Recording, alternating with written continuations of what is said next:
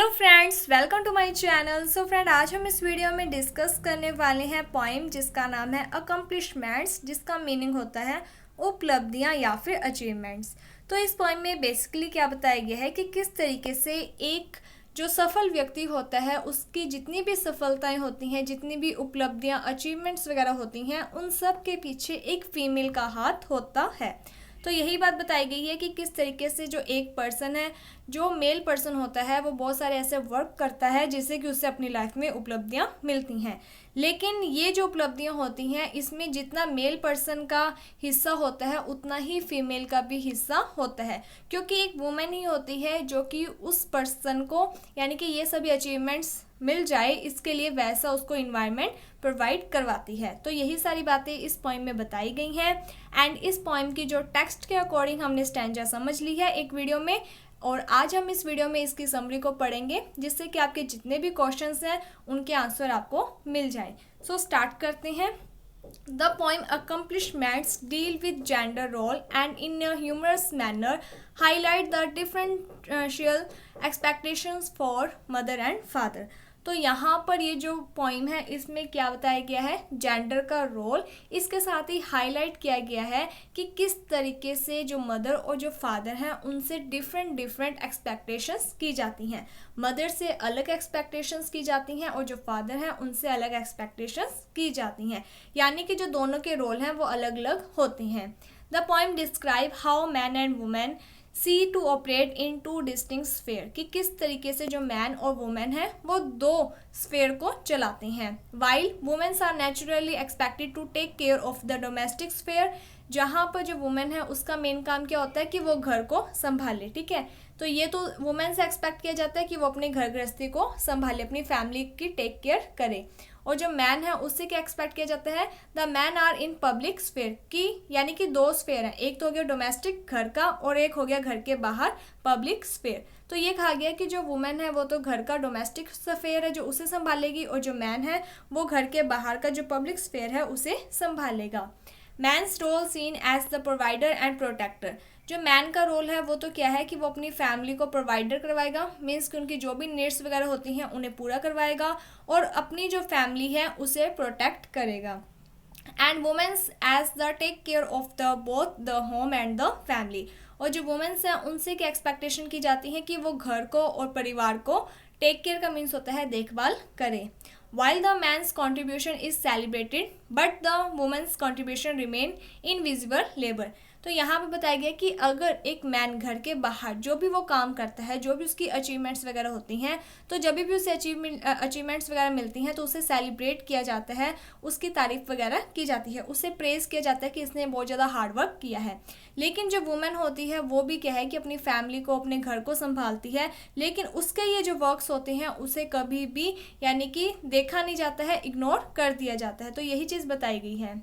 The author's question who took care of their toddlers when Aristotle was writing his book. तो यहाँ पर जो author है उन्होंने क्या कहा है, यानी कि वो अलग अलग क्वेश्चन पूछती हैं, अलग अलग जो फेमस लोग हैं उनके बारे में पूछती हैं कि ये जो लोग हैं जिन्होंने अपनी लाइफ में इतनी सक्सेस अचीवमेंट पाई है, ये सब किसके कारण हुआ है, बिकॉज ऑफ देयर वाइफ्स, कि उनकी जो वाइफ्स होती हैं तो उन्हीं की वजह से क्या है कि उन्होंने अपना जो काम है वो आराम से, शांति से किया है, तभी इतनी सारी अचीवमेंट्स उन्होंने प्राप्त की हैं।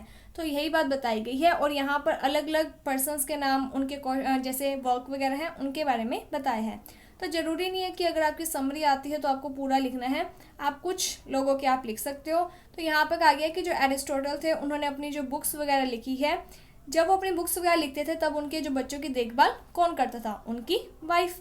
And when the Milton's were searching for rhyme, और जब मिल्टन है वो अपनी राइम वगैरह के बारे में सोचते थे, सर्च करते थे, तब उनका जो घर है उसे कौन संभालता था, women. If the women's are not taking care of toddler did they complete their work, कि यहाँ पर जो ऑथर है वो कहती हैं कि अगर जो वुमेन ना होती, यानी कि वुमेन अगर टॉडलर्स को संभालती नहीं, तो क्या वो अपने काम कंप्लीट कर पाते, तो नॉर्मल सी बात है कि नहीं कर पाते। अगर वुमेन अपने बच्चों को संभाल रही है तभी तो वो पर्सन काम कर पा रहे हैं, लेकिन अगर वुमेन उन्हें नहीं संभालती तो क्या होता कि यही जो पर्सन है, एरिस्टोटल है या फिर मिल्टन है, इन्हें अपने बच्चों को संभालना पड़ता, जिसके कारण इन्हें इतना टाइम ही नहीं मिल पाता कि ये राइटिंग की तरफ कुछ कर पाते। Next she talk about Dante who contemplate hell and sonnet of Shakespeare. तो इस तरीके से यहाँ पर इन्होंने अलग अलग पर्सनस के नाम दिए हुए हैं। Did they had their juniors to interrupt them, कि क्या इनके जो जूनियर्स है वो इनको कभी भी तंग वगैरह करते थे जब ये अपना काम करते हैं, तब क्या इनके जो जूनियर्स हैं वो इनको इनका काम करने से रोकते थे। And then she talk about the teaching of Socrates and Plato's Phaedo. तो यहाँ पर सेम वही चीज़ें हैं। Did they clean the mess of their children's play dough, यानी कि ये कहते हैं कि ये लोग अपना काम अपनी टीचिंग इसीलिए सक्सेसफुली कर पाए हैं क्योंकि इनकी वाइफ्स थी जो कि इनके बच्चों को संभालती थी। उनके द्वारा जो भी मैस किया जाता था, यानी कि जो भी कचरा वगैरह फैलाया जाता था खेलते टाइम, वो सभी क्लीन इनकी वाइफ करती थी। मान लो अगर इनकी वाइफ ये सब काम ना करती तो ये सब काम किससे करने पड़ते, तो इन्हीं फेमस लोगों को करने पड़ते, जिसके कारण इनके पास इतना टाइम ही ना होता कि ये अपना कोई भी अच्छा जो वर्क जिसमें इन्होंने अचीवमेंट प्राप्त की है वो इन्हें यानी कि अचीवमेंट प्राप्त कर पाते। They never go through that because there was a woman to do all, यानी कि वो कभी भी बच्चों को संभालने में इतना टाइम नहीं दिया। क्यों? क्योंकि उनकी वुमेन्स होती थी, उनकी वाइफ्स होती थी जो कि ये सारे काम कर लेती थी। इसी कारण इन्होंने अपना जो वर्क है उस पर पूरा ध्यान लगाया और इतनी सारी अचीवमेंट्स इन्होंने प्राप्त की। इसी तरीके से आगे लोगों के बारे में बताया गया है। Next she asks that if Edmund Burke had his kids ablution would he have spoken on revolution. तो सेम वही चीज़ है कि क्या इनके जब बच्चे हैं जो वो एल्ब्यूशन करते तो क्या ये खुद रेवोल्यूशन पर कुछ बोल पाते? No, there was because there was a woman to take care her children. नहीं, ऐसा कुछ भी नहीं हुआ। क्यों? क्योंकि इनकी वाइफ थी जो कि इनके बच्चों को संभालती थी। And the author ask how the Homer and Aesop become famous for their work, कि ये कहते हैं कि क्यों होमर और जो अशोक हैं वो अपने वर्क में फेमस हुए बिकॉज ऑफ देयर वाइफ, क्योंकि इनकी वाइफ होती थी, ठीक है, जो हर एक काम को कर लेती थी। आपको यहाँ तक लिखना है, इसके बाद आपकी मर्जी है, अगला आप लिखना चाहो तो आप लिख लेना, मैं आपको बोल देती हूँ।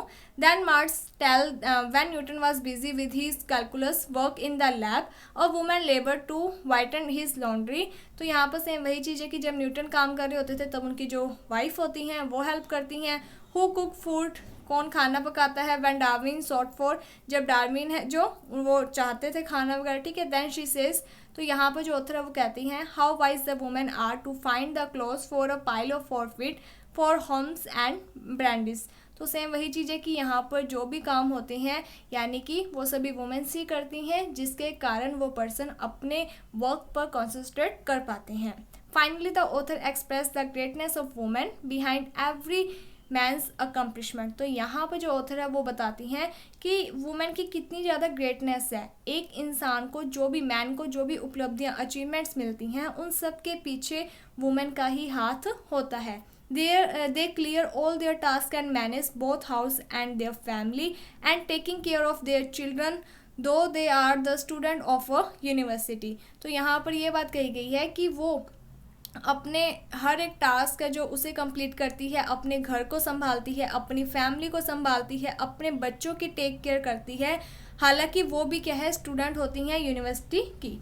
How great the women is, तो यहाँ पर जो ऑथर है वो यही कहती हैं कि वुमेन कितनी ज़्यादा ग्रेट है। How difficult it is for the women to succeed despite the difficulties.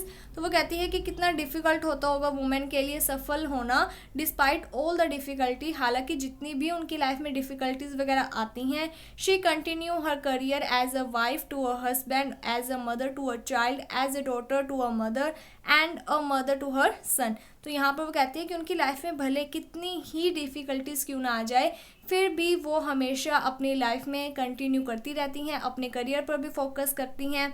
As a wife, एक पत्नी के रूप में वो अपने पति को, एक मदर के रूप में अपने बच्चों को, एक डॉटर के रूप में अपनी मदर को और एक मदर के रूप में अपने बेटे की टेक केयर करती हैं। तो इस पूरी जो पोइम है उसमें मेन क्या बात बताई गई है कि हर एक मैन की जो भी अकम्पलिशमेंट, जो भी अचीवमेंट्स वगैरह होती हैं उन सब के पीछे एक वुमेन का रोल होता है। अगर वुमेन नहीं होती तो ये जितनी भी उपलब्धियां एक मैन अचीव करता है वो सभी उपलब्धियां कभी भी वो अपनी लाइफ में इस तरीके से अचीव नहीं कर पाता, क्योंकि उसकी जो फैमिली होती है, उसके बच्चे, उसका घर, उन सब को एक वुमेन संभालती है। तभी एक मैन फ्री माइंड अपने काम पर अच्छे से फोकस दे पाता है। सो होपफुली आपको ये जो पोइम है वो समझ में आ गई होगी, कोई भी डाउट आपका नहीं रहा होगा। अगर आपको किसी भी प्रकार का कोई डाउट है तो आप कमेंट सेक्शन में बता सकते हो, आपका डाउट दूर कर दिया जाएगा। अगर आपको मेरे से किसी भी प्रकार का कोई डाउट वगैरह पूछना होता है तो आप टेलीग्राम ग्रुप नई शुरुआत के नाम से बनाया गया है, आप उसे ज्वाइन कर सकते हो। नई शुरुआत का जो नेम है सेम जो आपका चैनल का नेम है, ये वाला यूट्यूब चैनल का सेम उसी स्पेलिंग में बनाया गया है ग्रुप, आप उसे ज्वाइन कर सकते हो। वहाँ पर अपने जो डाउट्स वगैरह होते हैं उन्हें पूछ सकते हो। So thank you friends for watching my video. Thank you.